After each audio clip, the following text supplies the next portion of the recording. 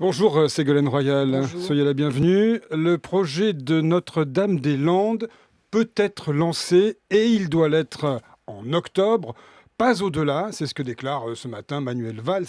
Dans les colonnes de Ouest France, le Premier ministre confirme au passage qu'il y aura bien une consultation locale au préalable. Alors Ségolène Royal, selon vous, cet aéroport doit-il voir le jour ?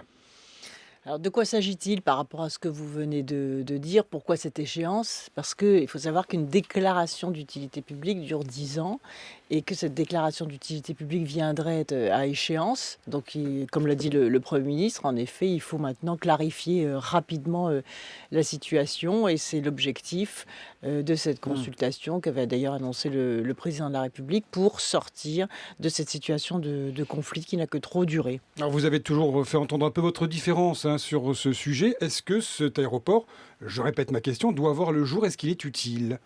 Écoutez, c'est précisément le sens de la consultation. Vous voteriez quoi, connaissez vous mon Vous attachement. diriez, moi, je vote oui. Vous connaissez mon attachement à la démocratie Oui. participative. On ne peut pas à la fois faire les questions et les réponses. Vous avez un Donc avis, quand même. la question, mais je l'ai déjà exprimé depuis longtemps, cet avis depuis plusieurs années, puisque j'étais présidente de la région voisine, donc un peu concernée par cet équipement.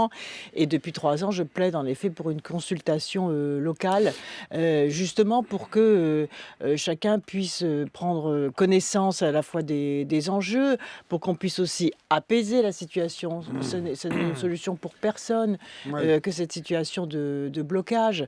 Et Tout le par monde, conséquent, ouais. il faut trouver tous les moyens de sortie. Vous savez, quand des projets sont conçus il y a plus de 20 ans, les conditions évoluent et c'est très important qu'à chaque fois, on puisse faire preuve d'intelligence collective pour voir quel est le Donc meilleur. vous ne répondez pas à la question d'un Si, point de vue j'ai très... répondu. Ouais. On ne sait Non, pas mais si vous écoutez, trouvez ça favorable ou mais pas. vous savez, dans les projets, les problèmes complexes appellent des réponses nuancées et non pas des réponses en oui ou non qui vont continuer, qui accentuent la crispation des positions. Je pense qu'il faut faire preuve de diplomatie dans ces sujets de conciliation entre le développement économique et la D'accord. protection de l'environnement. Et ma conviction de toujours, c'est qu'on peut parfaitement concilier le développement Bon. économique et l'environnement. J'ajouterais quand même pour Oui. les auditeurs qu'il faut qu'ils sachent que 98% des projets en France se réalisent. Bon. Il y a quelques points de blocage intense. Je l'ai vu sur Siemens. J'ai réglé ce problème très grave de Siemens en faisant en sorte que les gens se reparlent Se à parlent. nouveau.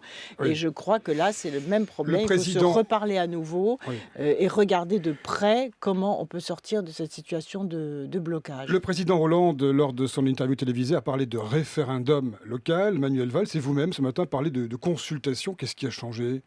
Pourquoi ce jeu de mots? Ah non, rien n'a changé. Un référendum, c'est une consultation. Non, c'est parce que le référendum local ne peut pas... le référendum ne peut pas concerner un sujet qui est d'une compétence Oui. nationale, c'est ça? Ah On oui, joue vous sur avez les mots. raison, oui, je vois ce que Oui. vous voulez dire. Le référendum au sens Donc de on parle de l'article... consultation désormais. Attendez. Oui.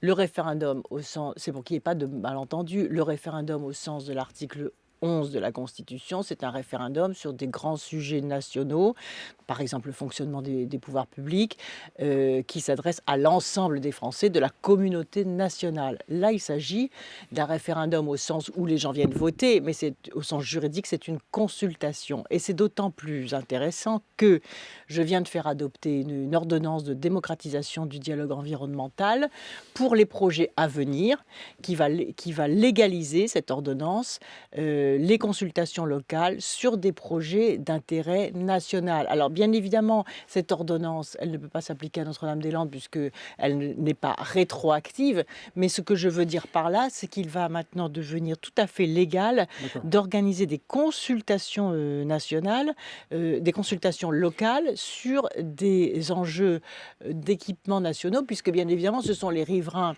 qui sont les premiers concernés d'une part, et les élus locaux qui légitimement veulent développer leur territoire en créant des infrastructures. Donc là, il y a une démarche légitime des élus locaux pour développer leur territoire en créant un aéroport. Puis il y a eu un certain nombre de blocages, parce qu'au départ, Bon. le projet s'était très mal engagé. Ces blocages se sont crispés, et donc il faut absolument en sortir. Guy Berenbaum. Mais vous connaissez la circonférence de la consultation qui précisément va voter? Parce que c'est ça qu'on a. Manuel Valls, il dit Loire-Atlantique. On ce comprend matin pas en trop. Ouest-France. Parce que, voilà, le Premier ministre Avec quel périmètre a choisi le périmètre du département de Loire-Atlantique. Donc c'est le choix, c'est le choix du Premier ministre, oui, qui pilote d'ailleurs, comme vous l'avez vu en direct, ce sujet. Moi, je viens là en appui, en aide. Je facilite le dialogue entre les parties prenantes, mais le Premier ministre pilote directement ce dossier. Et pour clore le sujet, vous avez demandé, vous, un rapport dans les 2 mois. Voilà. C'était juste avant le référendum, enfin l'annonce du référendum. Quid ? Qu'est-ce qui va se passer ? C'est en cours, c'est en cours. C'est justement pour accompagner, pour faciliter Parce qu'il y a cette étude révélée par le Canard enchaîné qui dit que le préfet de Loire-Atlantique pense jouable l'extension de la piste de l'actuel aéroport. Pardon, c'est technique, mais c'est assez fondamental. Non, c'est pas technique du tout. Oui. Mais vous avez raison, c'est pas technique du tout. Et ça, ce sont les stratégies. En fonction de ce que donnera la consultation, il va bien falloir aussi en sortir et équiper et mettre en place des stratégies de développement aéroportuaire du Grand Ouest de la France. Donc on est en train de regarder effectivement quels sont les équipements du Grand Ouest de la France, à la fois pour faire la synthèse des études qui ont déjà été existées. Il ne s'agit pas de lancer de nouvelles études, mais ce que j'ai observé, c'est qu'il y avait en effet des études diverses et variées, certaines dormaient dans les tiroirs. Donc pour faire la clarté des choses, j'ai demandé à mon inspection générale justement de faire un rapport très technique sur ces enjeux. D'accord. Ségolène Royal, la dernière grande réforme du quinquennat arrive, c'est celle du Code du travail. Nous sommes à la fin du quinquennat. Il y a eu un remaniement, on va en dire 2 mots. Tout à fait, quand même. Est-ce que c'est la fin des 35 heures ? Vous êtes vous-même une personnalité un peu emblématique de la gauche, grande réforme de gauche. On a l'impression que ça y est, chaque entreprise peut s'adapter désormais, il n'y a plus de 35 heures. Mais écoutez, là aussi, de quoi s'agit-il ? Pourquoi des polémiques sur ce sujet-là ? On voit bien qu'il faut relancer la croissance économique et le dynamisme des entreprises. Et donc ce qui est recherché, d'ailleurs les 35 heures ont déjà été adaptées, ce qu'il faut rechercher, c'est à la fois la sécurité des salariés, la protection des droits acquis et des acquis sociaux, et en même temps la souplesse des entreprises. Voilà. Et il n'y a pas de tabou. Et donc, c'est dans cette dynamique-là de protection des acquis sociaux et de recherche de souplesse de l'entreprise que le gouvernement travaille. Prenez l'exemple. Je suis en train de lancer la Green Tech.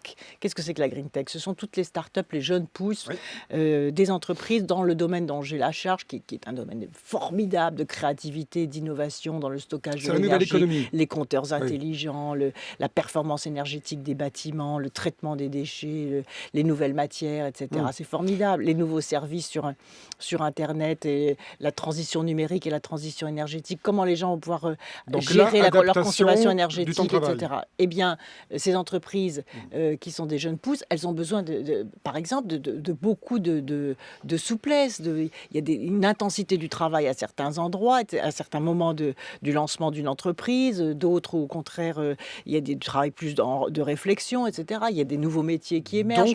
Donc il faut de la souplesse, il faut de la modernité. Fini les 35 heures de Martine Aubry, donc terminé. C'est l'ancien monde. Mais non, pourquoi parlez-vous comme ça de façon très schématique ? Mais non, on invente le futur. On invente le futur.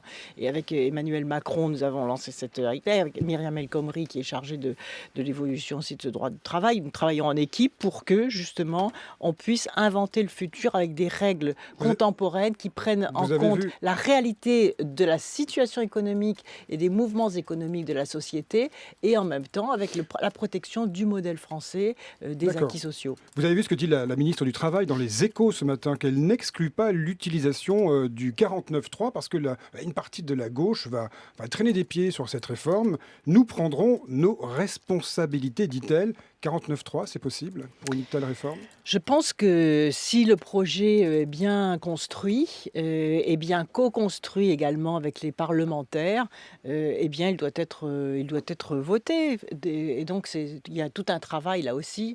N'anticipons pas un échec du vote des parlementaires. Je crois que si le projet est une juste conciliation entre la souplesse des entreprises, comme je viens de le dire, et la sécurité des salariés, il n'y a aucune raison que des parlementaires qui veulent aussi le redressement de la France, la relance de l'activité économique et le recul du chômage ne puissent pas adhérer à un texte qui relance l'activité économique. Il y a eu le remaniement, donc photo de famille hier du nouveau gouvernement de combat, j'imagine, pour la présidentielle de 2017. Nous n'y sommes pas la présidentielle, nous sommes au travail. Vous savez, moi, je ne sens pas du tout de fébrilité dans le gouvernement, pensant aux prochaines échéances électorales. C'est très long encore, tous ces mois qui sont devant nous. Nous sommes au service des Français. Français. Nous sommes attelés à la tâche, nous recherchons les meilleures solutions pour le pays, sans relâche. Et je crois que c'est cela qui mobilise le gouvernement qui vient d'être mis en place. On connaît votre sensibilité, Madame Royal. Est-ce que vous regrettez pas le sort qui a été fait à certaines femmes dans ce gouvernement? Madame Lebranchu liquidée par un coup de fil. Il faut faire de la place, a-t-elle raconté. C'est ce que lui a dit François Hollande. Madame Fleur Pellerin limogée. Aucune femme aux fonctions régaliennes. C'est un peu regrettable tout ça, non? Vous savez, moi, un gouvernement, c'est une équipe. C'est très difficile après de faire des commentaires personnalisés sur telle ou telle personne, tel ou tel collègue du gouvernement. C'est le sort de la vie politique. Être dans un gouvernement, ce n'est pas un droit. Surtout quand on est une femme, mais quand on est une femme, c'est beaucoup plus dur, visiblement. La politique a toujours été plus dure pour les femmes. Ben, ça va pas mieux. Toujours. Il y a toujours eu ce procès dans l'incompétence, il y a toujours eu cela. Ben, c'est un combat aussi. Maintenant, il y a aussi des hommes qui ne sont pas restés au gouvernement. Non, mais bien sûr, mais là, ça fait beaucoup. On raconte que Mme Pellerin a pleuré, elle dit qu'elle n'a pas pleuré. Enfin, c'est tout ça et c'est incroyablement machiste, quoi.